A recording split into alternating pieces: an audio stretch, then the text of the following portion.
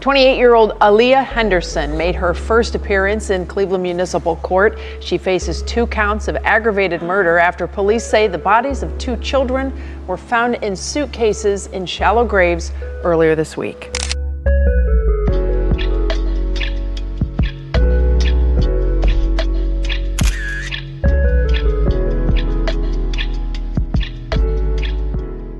A man was walking his dog through Saranac Playground on Cleveland's east side when the dog suddenly stopped near the fence line, nose pressed into the dirt, refusing to move.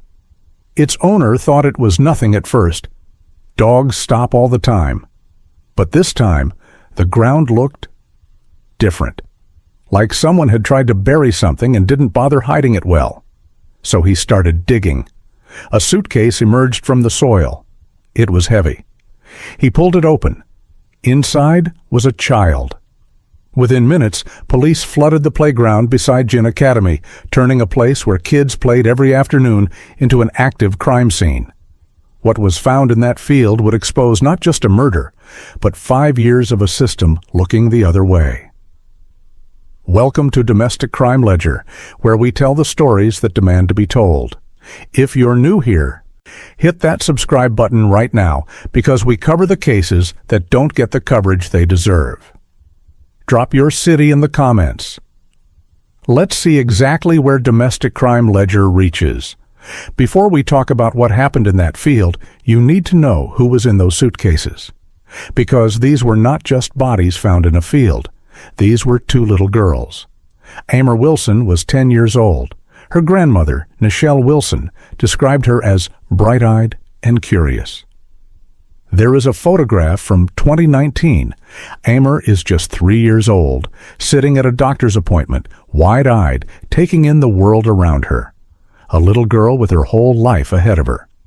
That photograph is one of the few records that proves she was here. Mila Chapman was 8 years old. Her favorite color was pink. Her father, Deshaun Chapman, has described her in words that are hard to forget. Okay, so my daughter, the short time I did have with her, she is happy. Always smiling, always cheesing. She was a kid's kid. Girly girl, kid's kid. She was a daddy's girl when I was around. Amber and Mila were half-sisters. Same mother, different fathers. And despite growing up in the same home, their stories were shaped by the same painful reality. 2 fathers on the outside, desperately trying to get in. The last known photograph of both girls together was taken in March of 2020.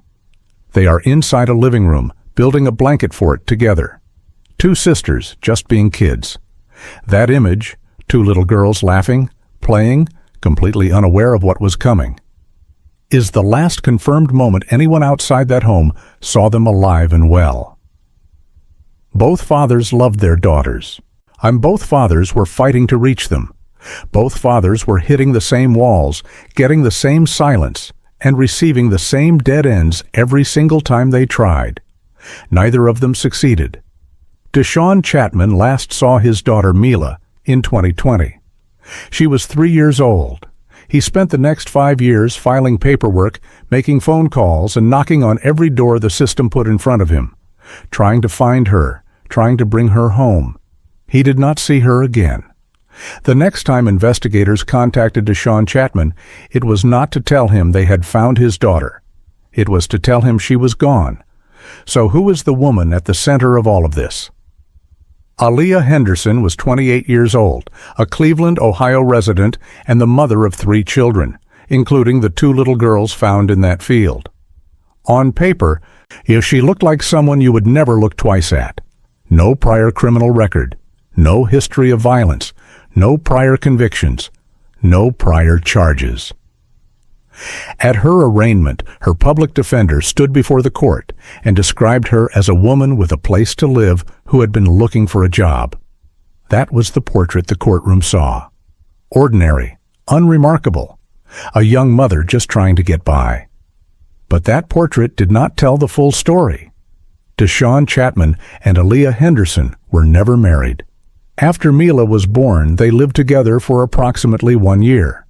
When that relationship ended, Henderson walked out, and she took Mila with her. Amber's father had been in a separate relationship with Henderson at a different point in time. He too was left on the outside when things fell apart. Both men ended up in the exact same position. Only their daughters were unreachable. Henderson was always one step ahead, moving from address to address, changing phone numbers, making sure that every time a father tried to find his child, the trail had already gone cold. She did not stay in one place long enough for anyone to catch up. But here is the detail that changes everything. At some point before all of this came to light, Aliyah Henderson said something directly to Deshaun Chapman that he never forgot. When Mila was still young and Chapman was pushing to be in his daughter's life, Henderson looked at him and said, "Come get this crybaby-ass baby or I'm a killer." Deshaun Chapman reported it. Child Protective Services was called. And nothing happened. That threat was filed somewhere in a system that was supposed to protect children. And Mila Chapman stayed right where she was, inside a home where her own mother had just threatened her life. Nothing happened. After Henderson walked out with Mila, Deshaun Chapman did not give up. He did not walk away. He did everything a father is supposed to do when the system stands between him and his child. He filed for emergency custody, not once, but repeatedly. He called Child Protective Services on multiple occasions. He requested police welfare checks. He pursued custody through child welfare agencies, and when he tried to reach Henderson directly, the phone numbers linked to her were no longer hers. Every number he had was already dead by the time he dialed it. 5 years. 5 years of paperwork, phone calls, court filings, and closed doors. And every single time, the system came back with the same answer. The girls had a home. The girls had a bed. There was no documented evidence of harm. No legal basis to intervene. That was the wall Deshaun Chapman kept running into. Not once, not twice, but every single time he tried. Henderson's pattern made it worse. She never stayed in one place long enough for anyone to act. No fixed address, no consistent location. Every time a father filed paperwork, the address on record was already outdated. Every time a welfare check was requested, the trail had gone cold before anyone even showed up. She was always one move ahead, and the system never once questioned why a mother with 2 young daughters kept moving and cutting off contact with their fathers. And Deshaun Chapman was not alone in this fight. Amer's father was going through the exact same thing. 2 fathers, 2 daughters. Inside the same closed doors, the same silence, the same system telling them over and over again that there was nothing it could do. Chapman later spoke about it publicly. He said Henderson told him directly that he was too family-oriented, and that was her reason for keeping Mila from him. He said, "She was always leaving. I ain't gonna lie, I feel hate. I asked you numerous occasions, just give me my daughter. If it's too much for you, just give me my daughter. I just want my daughter.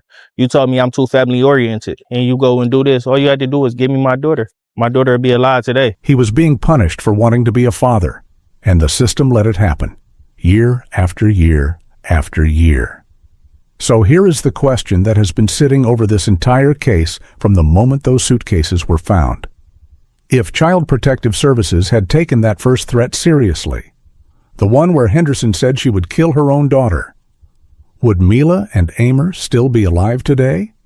If the court had granted that very first emergency custody filing, would 2 little girls have gone home with fathers who loved them instead of ending up in a field next to a school? That question does not have a clean answer, but it demands to be asked. Here is where the story takes a turn that is hard to sit with. For a period of time, Amer Wilson and Mila Chapman were visible. They were enrolled in the Cleveland Metropolitan School District, CMSD, from August of 2022 through November of 2022. They had teachers. They had classrooms. They were part of a system that, by law, is required to look out for children showing signs of abuse or neglect. Then, on November the 4th, 2022, so both girls were withdrawn from their school and transferred to the Ohio Distance and Electronic Learning Academy, a tuition-free online public school. Just like that, they were gone. It is not known who submitted the withdrawal. The Academy has not commented publicly on the matter. What is known is the impact of that single decision. Because the moment those two little girls left traditional school, they lost the one thing that kept them connected to the outside world. No teachers seeing them every morning. No classmates noticing when a seat was empty. No school counselor picking up on something being wrong. No school nurse. No mandated reporters, adults who are legally required by law to report any signs of abuse or neglect the moment they see them. Once Amer and Mila moved to online schooling, there was no one left with eyes on them. No one who was legally obligated to ask questions. No one who would notice if they stopped showing up. Because in an online school, a child can disappear from the screen, and the silence can go unnoticed for a very long time. And Henderson's relocation pattern made everything worse. Every time a father filed paperwork, the address attached to it was already out of date. Every time a welfare check was requested, there was no current address to send anyone to. She kept moving, and the girls moved with her, further and further from anyone who might have helped them. Two little girls were living somewhere in Cleveland. Their fathers were out there searching for them. The system had their names on file. CPS had received calls about them. Welfare checks had been requested on their behalf. And yet, nobody could find them. Nobody even knew they were missing.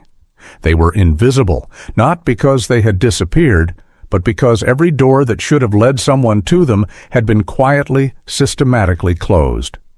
When officers arrived at Saranac Playground on the evening of Monday, March the 2nd, 2026, they were not expecting what they found. 2 suitcases, 2 shallow graves, 25 feet apart. The bodies inside were badly decomposed, meaning these girls had not just been placed there. They had been there for some time. Investigators immediately ordered DNA testing through the Cuyahoga County Medical Examiner's Office. The results confirmed what many were beginning to fear. The 2 girls were half-sisters. By Thursday evening, the identities were officially confirmed. Amer Wilson, 10 years old. Mila Chapman, 8 years old. Both from Cleveland. The homicide unit got to work fast. Detectives canvassed the South Collinwood neighborhood. They spoke to witnesses. They reviewed footage from the surrounding area. They pulled every thread they could find, and every single one of those threads led back to the same place, the 700 block of East 100 and 62nd Street. The same street, the same neighborhood, barely half a block from where those 2 suitcases had been buried in that field. On Wednesday night, detectives executed a search warrant at a residence on that block. Inside, they recovered what police described as substantial evidence. But that was not the only thing they found inside that home. There was a 3rd child, alive and in apparent good health. That child was immediately placed into the custody of the Department of Children and Family Services. Court records later confirmed the child was 6 years old. Later that same Wednesday evening, March the 4th, Aliyah Henderson was detained. The following day, Thursday, March the 5th, she was formally charged with 2 counts of aggravated murder and 1 count of child endangering. She was booked into Cuyahoga County Jail. Cleveland Police Chief Dorothy Todd addressed the public and said, "Careful and methodical work allowed our detectives to develop the evidence needed to make a quick identification of a person of interest, ultimately resulting in an arrest." From the moment that dog stopped at the fence line to the moment Henderson was in handcuffs, less than 48 hours had passed. As it took a dog 1 sniff to find what 5 years of paperwork could not. Now here is the detail that stops you cold. When detectives executed that search warrant and traced everything back to the 700 block of East 162nd Street, they were not just finding the home of a suspect. They were finding a home that sat within direct view of the field where Amer and Mila were buried. Let that land for a moment. The same woman who allegedly placed 2 little girls in suitcases and buried them in that field was living close enough to see that field from her home. Deshaun Chapman confirmed it himself when he spoke to reporters. He said, It turned out Mila had been living within view of where her body was found. She was that close. The whole time. Court records later revealed that the father of the third child has been listed as a person of interest in the deaths of Amor and Mila. Those same records show he has a history of domestic violence. He has not had any contact with the child since the child was 6 months old. He denies all allegations against him. The investigation was widening, and the questions were getting harder, because here's what nobody has been able to answer yet. How long were Amor and Mila in that field before that dog found them? The bodies were badly decomposed, which means they were not placed there recently. But officially, no timeline has been confirmed. No cause of death has been released. The Cuyahoga County Medical Examiner completed the autopsies, but the results remain pending. Deshaun Chapman said it himself, standing at that memorial, and holding the last photograph he ever took of his daughter. I don't know how long she's been gone, how long she's been dead. I don't know how long she's been missing. 5 years of searching, and he still does not have all the answers. What exactly happened inside that house on East 162nd Street remains unknown. The full timeline of events has not been established in any public court document. I need you to stop right here and tell me, do you think the system failed these girls? Drop your answer in the comments right now, because this conversation needs to happen. On Friday, March the 6th, 2026, Aliyah Henderson appeared before Cuyahoga County Municipal Court Judge Jeffrey Johnson for her arraignment. She said very little. She was appointed a public defender. She did not enter a plea. The court was brief and procedural, but the words spoken inside that room carried enormous weight. The prosecutor stood before the judge and stated, "It's alleged in this matter that the defendant did cause the death of her 2 daughters, 8 and 10 years old. The badly decomposed bodies of the 2 little girls were found in shallow graves in Cleveland in suitcases." Despite Henderson having no prior criminal record and no history of violence, Judge Jeffrey Johnson set bond at $2 million, $1 million per count of aggravated murder, citing the nature of the allegations and concern for public safety. Before the hearing closed, the judge looked at Henderson and said, "Work with your attorney, go to your hearings, and fight for your innocence." Henderson's next court date was set for March the 17th, 2026. While the courtroom proceedings were unfolding, something else was happening just a few miles away. The field near Ginn Academy, the same field where a dog had led a man to a fence line just 4 days earlier, had been completely transformed. Strangers who had never met Amor or Mila were showing up with flowers, candles, stuffed animals, balloons, and photographs. People who simply felt the weight of what had happened in that neighborhood were coming to pay their respects. At 4 o'clock that same Friday afternoon, a community vigil was held at the intersection of East 162nd Street and Midland Avenue. Nichelle Wilson, Amor's grandmother, stood at the memorial with her hand pressed to her face, grieving a granddaughter she would never see again. As Deshaun Chapman stood in that same field, holding the last photograph he ever took of Mila. The Blanket Fort, 2020, 2 little girls just being kids. Cleveland City Councilman Mike Pollenseek stood before cameras and said, "What kind of monster demon would do this to 2 children? Just throw them away like garbage." A neighbor at the vigil said, "These are little babies who won't graduate, won't walk down the aisle, have a wedding, their own child. Their life is gone, snuffed out." When you step back and look at everything that happened in this case, not just the crime, but the years leading up to it, a very uncomfortable picture comes into focus. This was not a case where nobody knew these children existed. Their names were in the system. Their fathers were making calls. Paperwork had been filed. CPS had received reports. Welfare checks had been requested. And yet 2 little girls ended up in suitcases in a field next to a school. So let us go through it clearly. Aliyah Henderson moved constantly. Every time a father filed paperwork, the address attached to that filing was already outdated. The system never once flagged the pattern of a mother repeatedly relocating with two young children while their fathers were actively trying to reach them.